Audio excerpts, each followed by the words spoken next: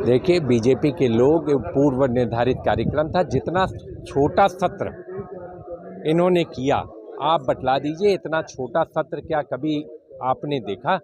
देश की जनता ने देखा। जो शीतकालीन सत्र बुलाया गया, सबसे छोटे सत्रों में से एक है।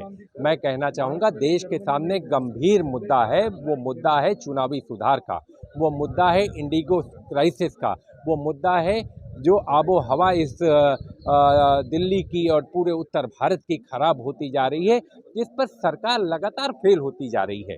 चाहे इंडिगो की क्राइसिस हो विफल रही, चाहे दिल्ली का प्रदूषण या पूरे उत्तर भारत का प्रदूषण हो, सरकार 12 साल से फेल होती दिख रही है।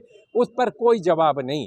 चुनावी सुधार करेंगे कि नहीं करेंगे, इस पर कोई चर्चा नहीं। तो इसलिए मैं कहना चाहूँगा, सरकार अपनी कमियों को छुपाने के लिए इस तरीके की कोशिशें करती रहती है। इंडिगो क्राइसिस को लेकर के राम मोहन नायडू जो मंत्री हैं लोकसभा में, उन्होंने जवाब भी दिया है। 10% जो है सो उनकी रूट्स पे कटौती भी की गई है। क्या कहेंगे? आपदा में अवसर ढूंढने का प्रयास ये सरकार फिर कर रही है।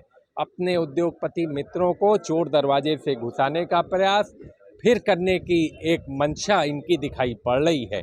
आपने एक साल पहले अगर एडवाइजरी जारी की थी, एक साल में आपने क्या काम किया, इसका जवाब नायडू साहब को देना चाहिए देश की जनता को। आप आखिरी दिन जागते हो। 7 दिन जो है, जब अफरा तफरी मच जाती है, पूरे देश में एक माहौल बन जाता है, तब फिर आप कहते हो कि हम कार्रवाई 10% की करेंगे। आपने पहले क्या किया, इसका जवाब कहाँ है? और मैं तो कहूँगा कि जवाब नहीं, कार्रवाई चाहिए। 10% काफ़ी।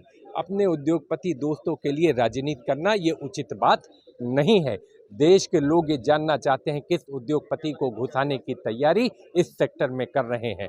हमेशा मोनोपोली का खिलाफत जो है राहुल गांधी जी ने की है, चाहे एविएशन का सेक्टर हो, चाहे टेलीकॉम का सेक्टर हो, चाहे अन्य सेक्टर हो, लेकिन सरकार ने उनकी बात कभी नहीं की और अनदेखी की उनकी बातों का। आज उसी का नतीजा है ये इंडिगो की क्राइसिस। आपके मोबाइल पर तुरंत आएगी ब्रेकिंग न्यूज। स्क्रीन पर सबसे पहले दिखेगी बड़ी खबर। देश दुनिया की हर खबर एक जगह। अब आपके मोबाइल पर तुरंत फटाफट इंस्टॉल कीजिए न्यूज नेशन ऐप और रखिए खुद को अपडेट।